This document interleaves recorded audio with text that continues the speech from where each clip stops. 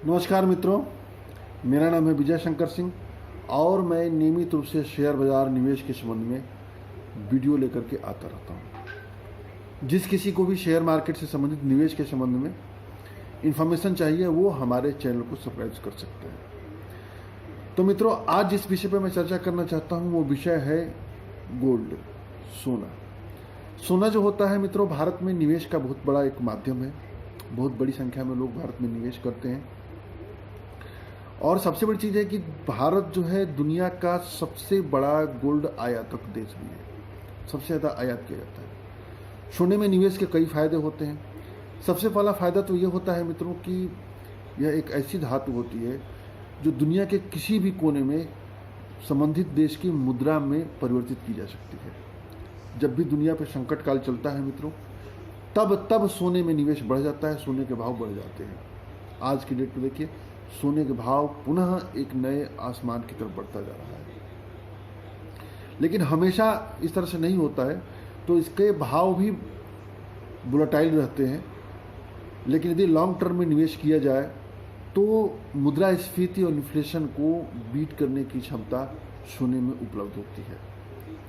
लेकिन सोने में जो हम निवेश करते हैं मित्रों, अक्सर करके हम गलतियां करते हैं जिसकी वजह से हम वो लाभ नहीं उठा पाते जिस लाभ के हम अधिकारी होते हैं।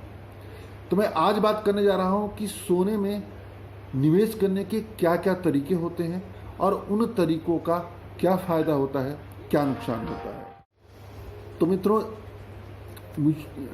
सोने में निवेश के कुल 6 तरीके होते हैं जिसमें हम एक एक तरीके के बारे में बात करेंगे।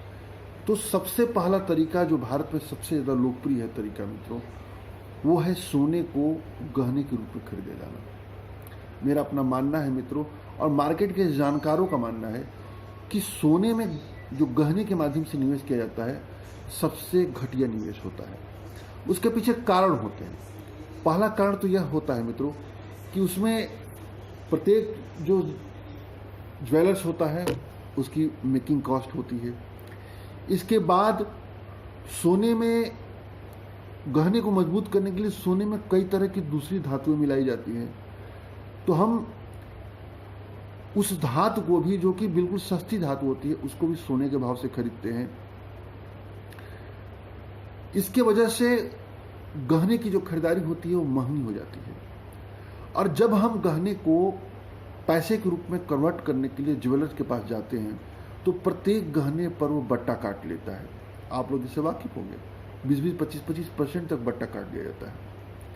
और एक जानकारों के मुताबिक मित्रों कि यदि एक गहने को 4 बार बदला जाए ज्वेलर के यहाँ, तो चौथे बार में उस गहने की वैल्यू शून्य हो जाती है। तो हमें सतर्क होना चाहिए, गहने में निवेश नहीं करना चाहिए।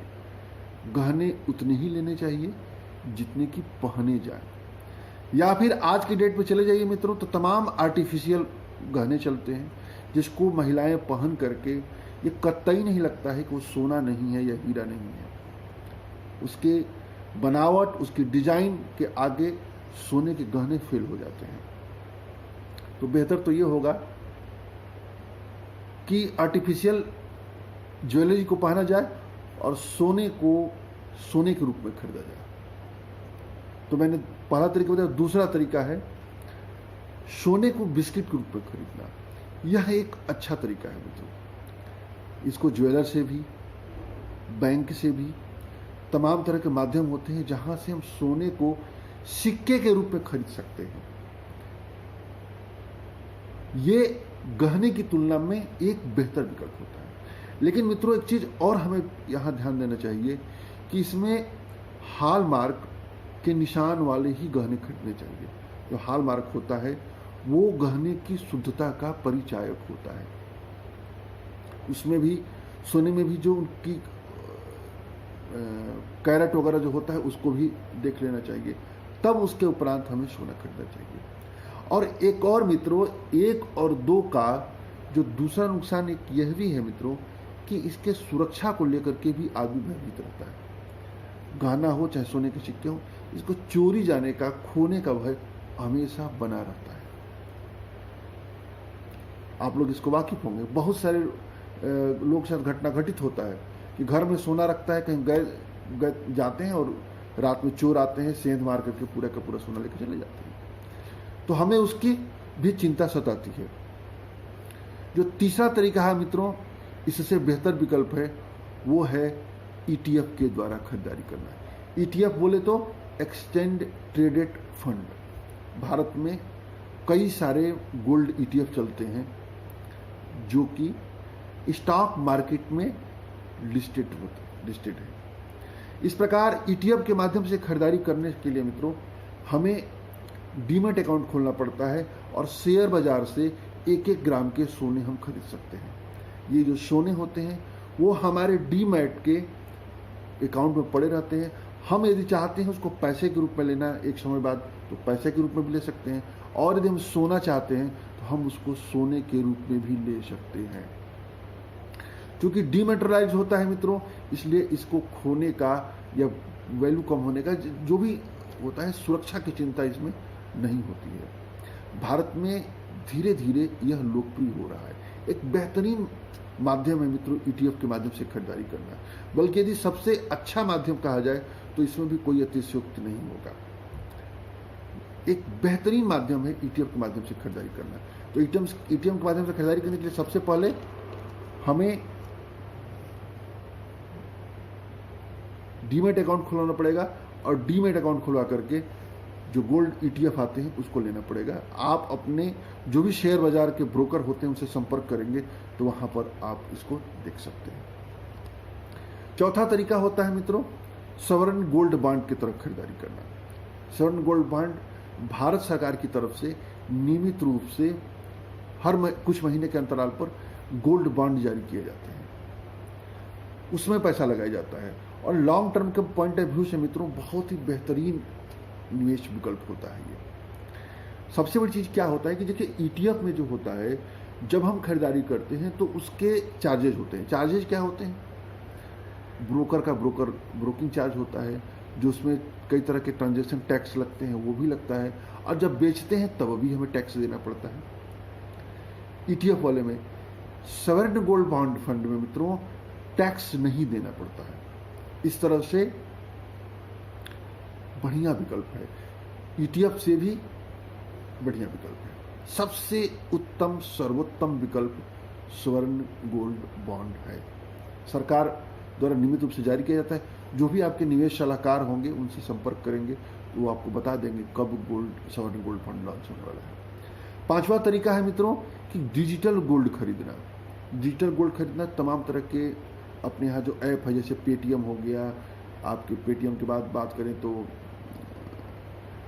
मोबीक्विक हो गया, इस तरह के तमाम ऐप हैं मित्रों जो डिजिटल गोल्ड खरीदते हैं। आप उनको पैसा पेमेंट कर दीजिए डिजिटली, और डिजिटल रूप में वो गोल्ड उनके पास रखा रहता है। जब आप चाहेंगे तो गोल्ड के रूप में गोल्ड लेना, सोने के रूप में चाहते हैं तो सोने के रूप में भी ले सकते हैं। ये भी एक बेहतरीन विकल्प है, इसमें भी चोरी जाने का, सुरक्षा का भय नहीं रहता है। छठा मित्रों एक और माध्यम है, लेकिन थोड़ा सा महंगा माध्यम है, वो माध्यम है म्यूचुअल फंड के माध्यम से खरीदारी करना। म्यूचुअल फंडों के मित्रों कई म्यूचुअल फंड ऐसे हैं जिनके गोल्ड बॉन्ड है, गोल्ड म्यूचुअल फंड है। तो गोल्ड फंड में जब हम SIP के माध्यम से निवेश करते हैं, चाहे इसमें हम मिनिमम 500 रुपये से भी शुरुआत कर सकते हैं, 1000 रुपये की भी शुरुआत कर सकते हैं, एक मुश्त शुरुआत कर सकते हैं, जितना अधिक चाहते हैं उतना अधिक डाल सकते हैं, जैसी चाहे वैसी करते हैं। म्यूचुअल फंड में जब हम पैसा डालते हैं मित्रों तो म्यूचुअल फंड के जो फंड मैनेजर्स होते हैं अपने द्वारा गोल्ड ETF की खरीदारी करते हैं, और यदि हमको पैसे की जरूरत होती है मित्रों तो हम रिडीम करते हैं तो फंड मैनेजर उसको खरीद लेते हैं और पैसा हमको दे देते हैं। तो म्यूचुअल फंड के माध्यम से भी धीरे धीरे करके लोकप्रिय हो रहा है, लेकिन हमें यहाँ पर ध्यान रखना चाहिए मित्रों कि फंड मैनेजर के चार्जेज होते हैं, उनके भी कुछ टैक्स होते हैं, एंट्री लोड, एग्जिट लोड, कई तरह की चीज़ें होती हैं। तो यह भी अच्छा है लेकिन थोड़ा सा महंगा है। ETF और सॉवरेन गोल्ड फंड की तुलना में थोड़ा सा महंगा है। लेकिन जो हम फिजिकल रूप से गोल्ड खरीदते हैं सुनार के से या ज्वेलरी से या गहने खरीदते हैं, उससे जो है बेहतरीन विकल्प है। और म्यूचुअल फंडों के फंड मैनेजर का साथ मिलता है। तो चूंकि फंड मैनेजर्स होते हैं, उनके अपने एक्सपीरियंस होते हैं, उनके अपने रिसर्च टीम होती है, तो कब सोने के भाव गिरने वाले हैं, कब सोने के भाव बढ़ने वाले हैं, दुनिया में क्या चल रहा है, दुनिया में क्या हो रहा है, उन तमाम परिस्थितियों से वो मूल्यांकन करके सोने की खरीदारी करते हैं। तो उनके अनुभव और एक्सपीरियंस का हमें और नॉलेज का भी हमको फ़ायदा मिल सकता है। तो कई बार ऐसा होता है मित्रों, या होता होगा कि नॉर्मल गोल्ड से जैसे हम निवेश कर रहे हैं, या चाहे वो सॉवरेन गोल्ड फंड लेते हैं, चाहे ETF लेते हैं, उसकी तुलना में हमें फंड मैनेजर 1-2% ज़्यादा भी रिटर्न दिला सकता है। तो ये रहे मित्र गोल्ड में निवेश के माध्यम से। और यदि आपको कोई जानकारी चाहिए, कोई प्रश्न है, कोई क्वेरी है, तो कर सकता है। उम्मीद है मित्रों ये वीडियो पसंद आया होगा। जय हिंद, जय भारत।